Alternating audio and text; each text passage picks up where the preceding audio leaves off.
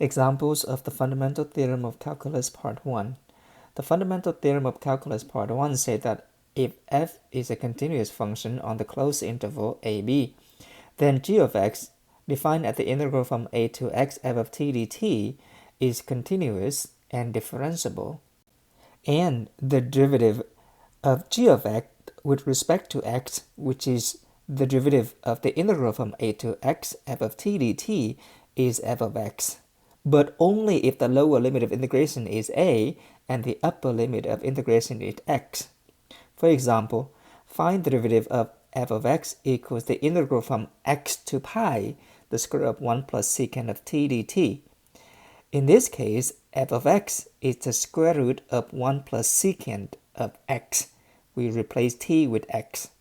Also, a is pi, but it is not in the form of the theorem because the lower limit of integration is x and the upper is a. We can rewrite this. The capital F of x is the integral from pi to x. But if we switch the limit of integration, we have to negate it. And so f prime of x is the derivative with respect to x of negative the integral from pi to x, the square root of 1 plus secant of t dt.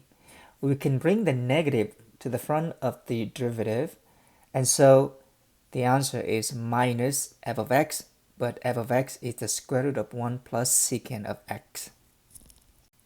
Another example. Find the derivative of f of x equals the integral from 1 to e to the x ln of t dt. In this case, f of t is ln of t and a is 1. Note that the upper limit of integration is e to the x, not x. So we need to rewrite this as a single variable u. So we let u equals e to the x.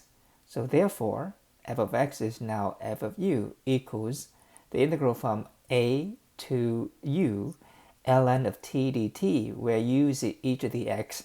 This a is no longer 1, but a is now e to the 1, which is e. F prime of u is therefore d du of the integral e to u ln of t dt, and using the fundamental theorem of calculus, this will give us ln of u. But we want f prime of x, not f prime of u. And we noted that f prime of x is the derivative of f of u with respect to x, which is f prime of u times du dx by the chain rule.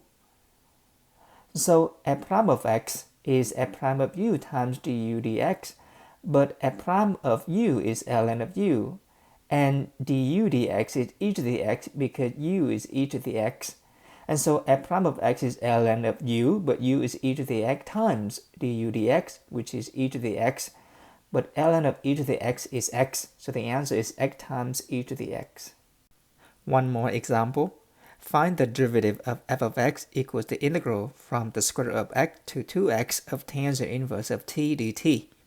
In this case, f of t is tangent inverse of t, but the lower limit of integration is not a constant a. It is a function the square root of x, and the upper limit is 2x. And so we rewrite it by splitting this integral into 2 with a constant a in the middle. And so f of x is the integral from the square root of x to a, tangent inverse of t dt plus a, as the lower limit of integration of the next integral. And so a to 2t, tangent inverse of t dt. To use the fundamental theorem of calculus, we need the lower limit of integration to be a, and so we rewrite the first integral as negative the integral from a to the square root of x tangent inverse of t dt. Notice that we still need to use the chain rule because the upper limit of integration is not a single variable. And so f prime of t is minus tangent inverse of the square root of x times 1 over 2 root x because of the chain rule. The second term is tangent inverse of 2x, 2x being u, times du dx using the chain rule, but du dx is 2.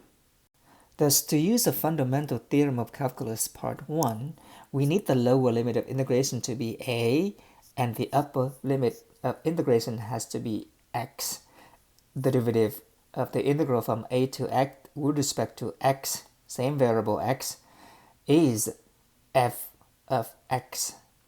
If the lower limit of integration is not a constant a, we need to rewrite f of x so that it is a. The upper limit of integration is a variable x.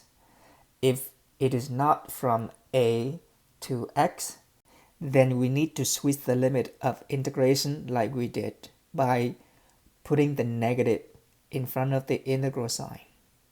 If the upper limit of integration is not a variable x, then we would need to rewrite it in terms of one single variable. As we did, we let u equal to the upper limit of integration, and we use the chain rule. The answer is f of u, where u is the upper limit of integration times the derivative of the upper limit of integration. That is the shortcut. And that is what we did in the last example. We need to rewrite the integral so that the lower limit of integration is a constant a. The upper limit of integration is u. If it is u as the upper limit of integration, we plug u into the function f of t, and we multiply the derivative of the upper limit of integration because of the chain rule.